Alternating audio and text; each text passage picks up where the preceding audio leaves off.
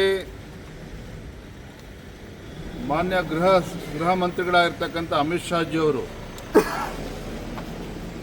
ಸಂವಿಧಾನ ಶಿಲ್ಪಿ ಬಾಬಾ ಸಾಹೇಬ್ ಅಂಬೇಡ್ಕರ್ ಅವರ ಬಗ್ಗೆ ಹೇಳಿರುವಂಥ ಮಾತುಗಳನ್ನು ತಪ್ಪಾಗಿ ಬಿಂಬಿಸಿ ಕಾಂಗ್ರೆಸ್ ಪಕ್ಷದವರು ಅದನ್ನು ವಿಡಿಯೋ ಎಡಿಟಿಂಗ್ ಕೂಡ ಮಾಡಿಸಿ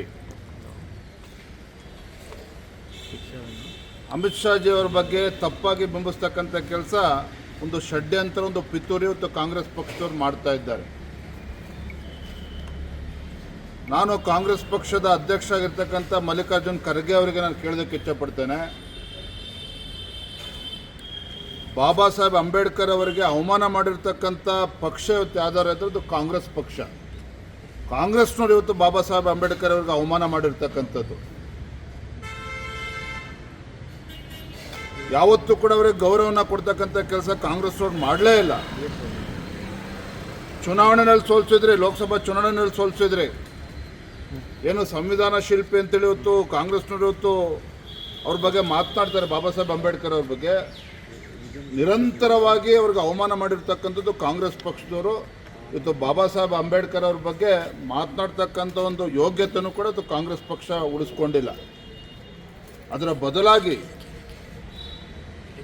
ಸಂವಿಧಾನ ಶಿಲ್ಪಿ ಬಾಬಾ ಸಾಹೇಬ್ ಅಂಬೇಡ್ಕರ್ ಅವರಿಗೆ ಗೌರವ ತರ್ತಕ್ಕಂಥ ಕೆಲಸ ಮಾಡಿದ್ದಾರೆ ಅಂತ ಹೇಳಿದ್ರು ಭಾರತೀಯ ಜನತಾ ಪಾರ್ಟಿ ಮಾಡಿದೆ, ಪ್ರಧಾನಮಂತ್ರಿ ನರೇಂದ್ರ ಮೋದಿಜಿಯವರು ಮಾಡಿದ್ದಾರೆ, ಅಮಿತ್ ಶಾಜಿಯವರು ಮಾಡಿದ್ದಾರೆ. ಬಾಬಾ ಸಾಹೇಬ್ ಅಂಬೇಡ್ಕರ್ ಅವರ ಜೀವನದಲ್ಲಿ ಪ್ರಮುಖ ಸ್ಥಳಗಳನ್ನು ಇವತ್ತು ಪಂಚತೀರ್ಥಗಳನ್ನಾಗಿ ಇವತ್ತು ಅಭಿವೃದ್ಧಿಗೊಳಿಸಿ ಇವತ್ತು ಇಡೀ ಪ್ರಪಂಚಕ್ಕೆ ಬಾಬಾ ಸಾಹೇಬ್ ಅಂಬೇಡ್ಕರ್ ಅವರ ಒಂದು ಗೌರವನ ತರ್ತಕ್ಕಂಥ ಕೆಲಸ ಇವತ್ತು ಭಾರತೀಯ ಜನತಾ ಪಾರ್ಟಿ ನರೇಂದ್ರ ಮೋದಿಜಿಯವರು ಮಾಡಿದ್ದಾರೆ. ಇದನ್ನು ಬಿಟ್ಟು ಇವತ್ತು ಕಾಂಗ್ರೆಸ್ ಅವರೇನು ಪಿತೂರಿ ಷಡ್ಯಂತ್ರ ಮಾಡ್ತಾ ಇದ್ದಾರೆ. ನೆನ್ನೆ ನೋಡಿದೆ ಸನ್ಮಾನ್ಯ ಸಿದ್ದರಾಮಯ್ಯನವರ ಟ್ವೀಟನ್ನು ಕೂಡ ನಾನು ಗಮನಿಸಿದ್ದೇನೆ. ಸಿದ್ದರಾಮಯ್ಯನವರೇ, ಭ್ರಷ್ಟಾಚಾರದಲ್ಲಿ ಮುಳುಗಿರ್ತಕ್ಕಂಥ ತಾವುಗಳು 3 ತಿಂಗಳ ಹಿಂದೆನೇ ತಾವು ಮುಖ್ಯಮಂತ್ರಿ ಸ್ಥಾನಕ್ಕೆ ರಾಜೀನಾಮೆ ಕೊಡಬೇಕಾಗಿತ್ತು. ಅದನ್ನು ಮಾಡಲಿಲ್ಲ ನೀವು. ಈಗಲೂ ಕೂಡ ಕಾಲ ಮಿಂಚಿಲ್ಲ.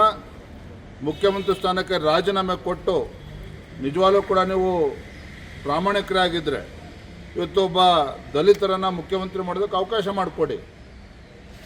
ಅದನ್ನು ಬಿಟ್ಬಿಟ್ಟು ಈ ರೀತಿ ರಾಜಕೀಯ ಷಡ್ಯಂತ್ರ ಮಾಡ್ತಕ್ಕಂಥದ್ದು, ಬಾಬಾ ಸಾಹೇಬ್ ಅಂಬೇಡ್ಕರ್ ಅವ್ರ ಹೆಸರನ್ನು ದುರುಪಯೋಗ ಮಾಡ್ಕೊಳ್ತಕ್ಕಂಥದ್ದು ಈಗಲಾದರೂ ಬಿಡಿ. ದೇಶದ ಜನ ನಿಮ್ಮನ್ನು ಕ್ಷಮಿಸೋದಕ್ಕೆ ಸಾಧ್ಯ ಇಲ್ಲ. ಕನ್ನಡಿಗರ ಮೆಚ್ಚಿನ ನಿಮ್ಮ ಟಿವಿ 24 ಕನ್ನಡ ನ್ಯೂಸ್ ವಾಹಿನಿ ಇದೀಗ ಟಿವಿಯಲ್ಲಿ ಲಭ್ಯ.